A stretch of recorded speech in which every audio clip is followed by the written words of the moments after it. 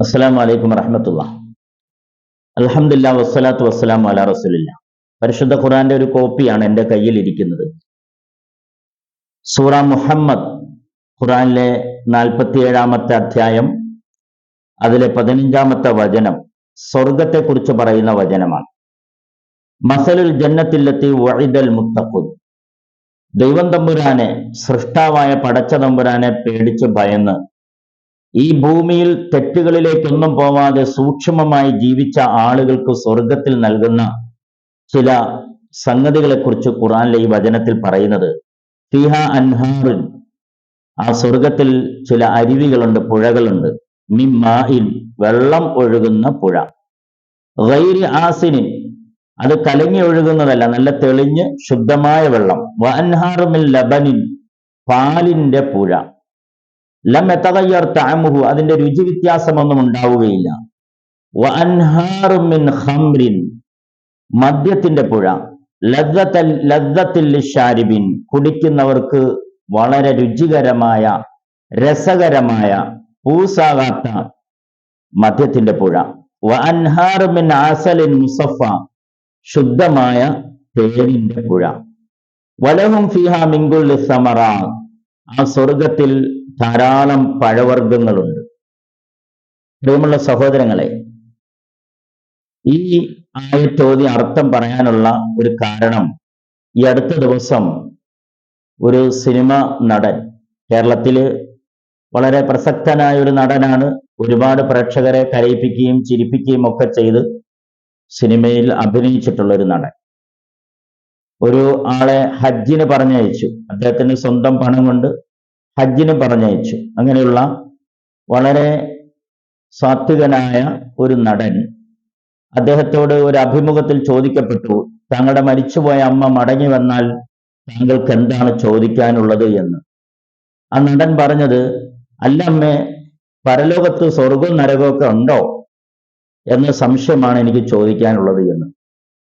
പക്ഷെ എന്നിട്ട് അദ്ദേഹം പിന്നീട് പറയുന്നത്, ഒരു മുല്ലാക്ക പ്രസംഗിക്കുന്നതായി കേട്ടു.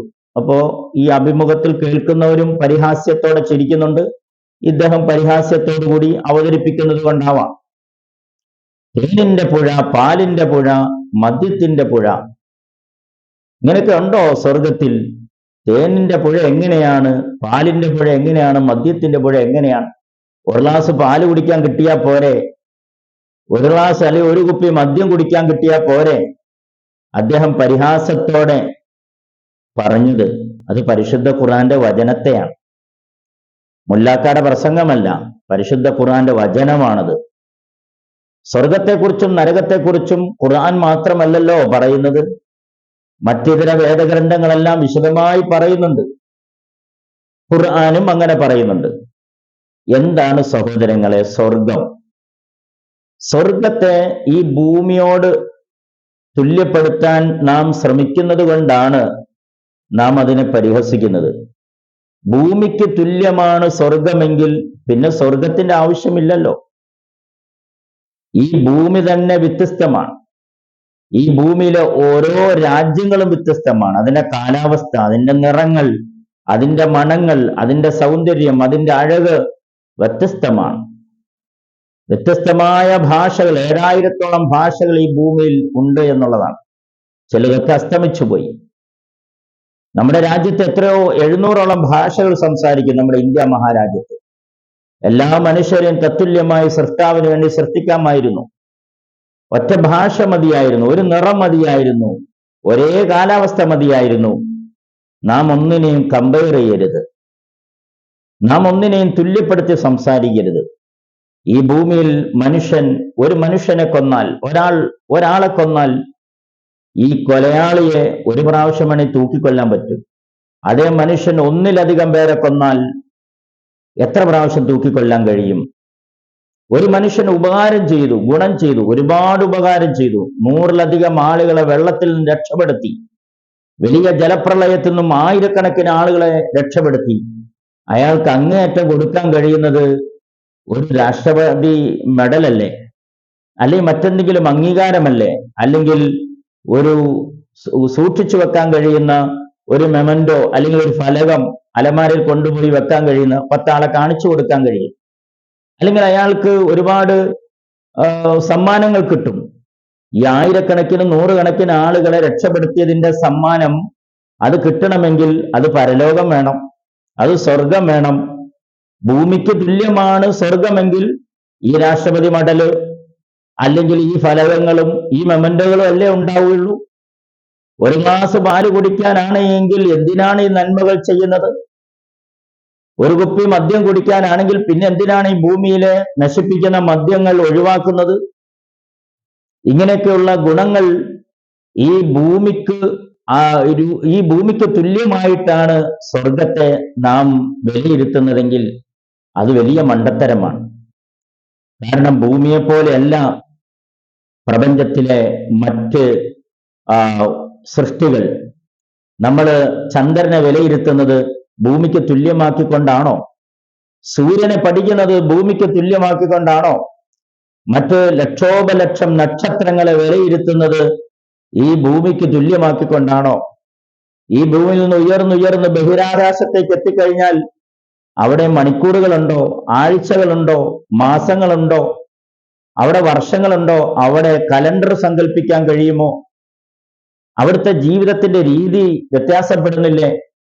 അവിടുത്തെ സർവ്വതും ഭൂമിയിൽ നിന്നും വ്യത്യാസപ്പെടുന്നില്ലേ? ഈ ഭൂമിയുടെ മുകളിലുള്ളത് വ്യത്യാസപ്പെടുന്നതായി നമ്മുടെ കണ്ണുകൊണ്ട് കാണുമ്പോൾ മരണത്തിന് ശേഷമുള്ള പരലോകം എന്തിനാണ്? സ്വർഗം എന്തിനാണ്? പാലിന്റെ പുഴയിൽ ഇറങ്ങി കുളിക്കാനല്ല, തേനിന്റെ പുഴയിൽ നീരാടാനല്ല, മദ്യത്തിന്റെ പുഴയിൽ അങ്ങ് മുങ്ങി കുടിക്കാനല്ല. അതൊരു സൗന്ദര്യമാണ്. അതൊരു കലാകാരന് തിരിയുന്നില്ല എങ്കിൽ അത് കലാബോധമില്ലാത്തത് കൊണ്ടാണ്. അതൊരു കലാകാരന് സൗന്ദര്യമായി സങ്കല്പിക്കാൻ കഴിയുന്നില്ലെങ്കിൽ അദ്ദേഹത്തിന്റെ ഉള്ളിലേക്ക് യഥാർത്ഥ കല എത്തിയിട്ടില്ല എന്നുള്ളതാണ്. മനുഷ്യന് സന്തോഷിക്കാനും സമാധാനിക്കാനും ദുഃഖങ്ങളിൽ നിന്നും രോഗങ്ങളിൽ നിന്നും വിട പറഞ്ഞുകൊണ്ട് രോഗങ്ങളില്ലാത്ത, ദുഃഖങ്ങളില്ലാത്ത, വിഷമങ്ങളില്ലാത്ത, പരിഹാസങ്ങളില്ലാത്ത, ജാതിയുടെയും മതത്തിന്റെയും വർഗത്തിന്റെയും പേരിൽ ഒറ്റപ്പെടുത്തലുകളില്ലാത്ത ഒരു വലിയൊരു ലോകമുണ്ട്. അതൊരു സ്വർഗമാണ്. അത് മതവേദ ഗ്രന്ഥങ്ങൾ പറയുന്നുണ്ട്. അവനവന്റെ മതവേദ ഗ്രന്ഥങ്ങൾ വായിച്ചാൽ മതി ഒരു തവണ. എല്ലാവരും ഖുർആൻ കേൾക്കുന്നു, എല്ലാവരും ഖുർആനെ കുറിച്ച് അറിയുന്നു. അത് ഖുർആൻ വിളംബരം ചെയ്യുന്നത് കൊണ്ടാണ്. ഖുർആനിന്റെ പ്രഭാഷകന്മാർ അത് വ്യക്തമായി ഓർമ്മപ്പെടുത്തുന്നത് കൊണ്ടാണ് ഖുർആനിലെ സ്വർഗത്തിലെ അരുവികളെ കുറിച്ച് അദ്ദേഹത്തിന് കേൾക്കാൻ കഴിഞ്ഞത്. അവരവരുടെ മതവേദ ഗ്രന്ഥങ്ങളിലെ സ്വർഗത്തിന്റെ അരുവികളെ കുറിച്ച് കേൾക്കാൻ സാധിക്കാത്തത് കൊണ്ടാണ് ഇങ്ങനെയൊക്കെ പരിഹാസങ്ങൾ മുന്നോട്ട് വെക്കുന്നത്. ഈ ഭൂമി വ്യത്യസ്തമാണ്. ബഹിരാകാശത്തിലേക്ക് കടന്നു ചെന്നു കഴിഞ്ഞാൽ ഈ ഭൂമിയെ പോലെ ജീവിക്കാൻ കഴിയുന്നില്ല. ചന്ദ്രനിൽ കാലി കുത്തിയിട്ട് അവിടെ ജീവിക്കാൻ കഴിയുമോ, അവിടെ ഹോട്ടൽ തുടങ്ങാൻ കഴിയുമോ, ഇന്നും സെർച്ച് ചെയ്യുകയാണ്, അന്വേഷണത്തിലാണ്. മറ്റൊരു ലോകമാണ് പരലോകം.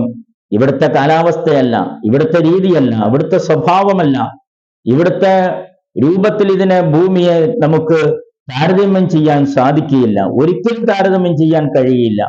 അങ്ങനെയാണ് നമ്മൾ മനസ്സിലാക്കുകയും പഠിക്കുകയും ചെയ്യേണ്ടത്. മനുഷ്യൻ മരിച്ചു കഴിഞ്ഞ് പരലോകത്ത് എത്തിക്കഴിഞ്ഞാൽ അവന്റെ കണ്ണുകളുടെ കാഴ്ചയ്ക്ക് മൂർച്ച കൂട്ടുന്നു, കേൾവിക്ക് മൂർച്ച കൂട്ടുന്നു, അവന്റെ രുചിക്ക് മൂർച്ച കൂട്ടുന്നു, അവന്റെ സ്പർശനത്തിന് മൂർച്ച കൂട്ടുന്നു. അവൻ കാണാൻ കഴിയാത്തത് പരലോകത്ത് സ്വർഗത്തിൽ അവന് കാണാൻ കഴിയുന്നു. അവൻ കേൾക്കാൻ കഴിയാത്തത് സ്വർഗത്തിൽ കേൾക്കാൻ കഴിയുന്നു. പരിമിതികളില്ലാത്ത കേൾവിയും കാഴ്ചയും സൗന്ദര്യ ആസ്വാദനവും മൂർച്ച കൂടിയ പരിധികളില്ലാത്ത സ്പർശനവും മണവും ഒക്കെയാണ് അവൻ അതിലൂടെ ആസ്വദിക്കുന്നത് എന്ന് പരിശുദ്ധ ഖുർആൻ നമ്മൾ ഓർമ്മപ്പെടുത്തുന്നുണ്ട്. സൃഷ്ടാവായ പടച്ചതമ്പുരാൻ നമ്മെ എല്ലാവരെയും അനുഗ്രഹിക്കട്ടെ. മനസ്സിലാക്കാനും ഉൾക്കൊള്ളാനും യഥാർത്ഥത്തിലുള്ള രൂപവും ഭാവവും ഉൾക്കൊണ്ടുകൊണ്ട് ജീവിക്കാനും അള്ളാഹു നമ്മെ എല്ലാവരെയും അനുഗ്രഹിക്കട്ടെ. അസ്സലാമു അലൈക്കും വറഹ്മത്തുള്ളാഹി.